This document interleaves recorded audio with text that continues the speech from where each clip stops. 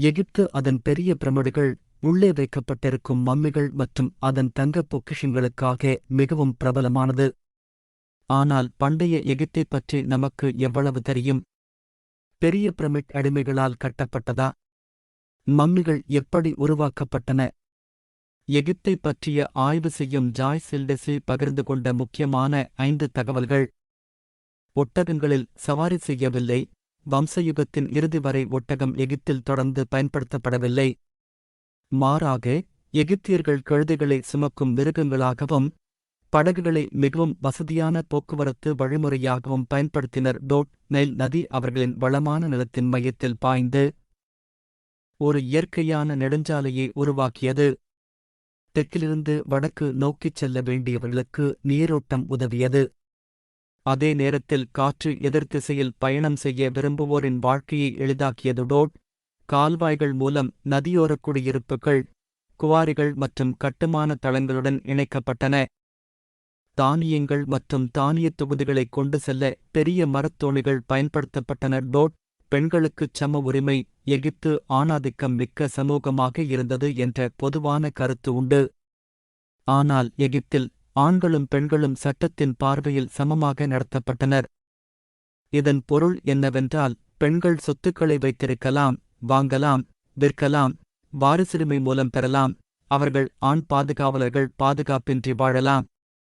கணவரை இழந்தால் அல்லது விவாகரத்து செய்திருந்தால் தங்கள் சொந்த குழந்தைகளை அவர்களே வளர்த்துக் கொள்ளலாம். பெண்கள் மீது நீதிமன்றங்களில் வழக்குகளைத் தொடுக்கலாம். பண்டைய எகிப்தில் உள்ள அனைவரும் திருமணம் செய்து கொள்ள வேண்டுமென்று அறிவுறுத்தப்பட்டது. மனைவி, வீட்டின் எஜமானி, வீட்டு விஷயங்கள் அனைத்துக்கும் பொறுப்பாக இருந்தார். அவர் குழந்தைகளை வளர்த்து குடும்பத்தை நடத்தினார். அதே நேரத்தில் திருமணத்தில் அதிக ஆளுமை கொண்டிருந்த கணவர் வெளியே ஊதியம் பெறும் பாத்திரத்தை வகித்தார். அறிந்து கொள்ள வருக. அட்லாண்டாவில் நடந்து கொண்ட கலந்துரையாடல் மற்றும் அழகான காலத்தில் அழகான உலகங்களை அணுகுவதற்கு வருக. இந்த வீடியோவில் எஜிப்தின் காலத்தின் அடிப்படையில் உள்ள அந்நியாயமான நேரங்களில் முழுநேரம் பயணிப்போம். அந்த உலகத்தை விளக்குதலான இடங்களில் அழுகின்றோம். எங்கள் பயணம் ஆரம்பம் ஆகுகிறது. பாரம்பரிய எஜிப்தின் இருமுறையும் வளர்ந்து வந்த ஒரு சமயத்தில் பெரும் நீலானதி ஆறு ஒரு சிவிலைசேஷனின் உணர்வுக்கு உதவி செய்தது.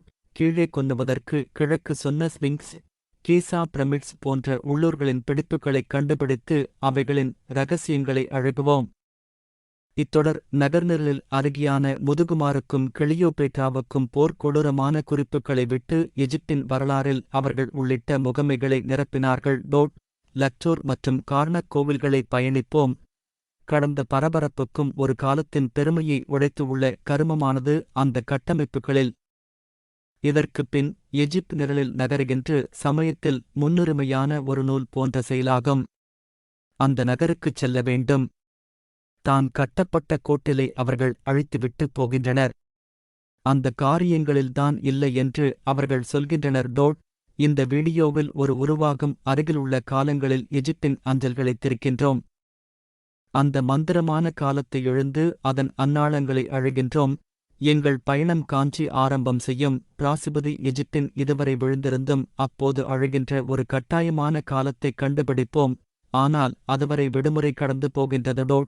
அந்த கட்டமைப்புகளுக்கு கீழே எதிரொலி கிழக்கு உள்ள நீலா நிகரம், கீசா பிரமிட்ஸ், ராஜாக்களின் பருவத்தில் உள்ள இரகசியங்களை அந்த கட்டமைப்புகளின் பிடிப்பில் காணலாம். விதவிதமான முறைகளில் பயணிக்கும் அதற்கு முன் அது ஒரு விழுந்த நாவல் புத்தகம் போன்றதாகும். செல் கட்டையான மந்திரமாகும். எங்கள் சந்தர்ச்சு எந்த கட்டாயத்தை அனுபவிக்கிறதும் அதை பார்க்க முடியுமா என்பதைக் குறிக்கின்றோம். உள்ளூர் கெஜி குமார் அலுவலகம் மற்றும் நகைநிலை அருகிலுள்ள பொருள் கோட்டாயத்தை பார்த்துக் கொள்க. இந்த பயணம் ஒரு உழைந்த வரலாற்றின் கட்டமைப்பைக் காண்கிறது.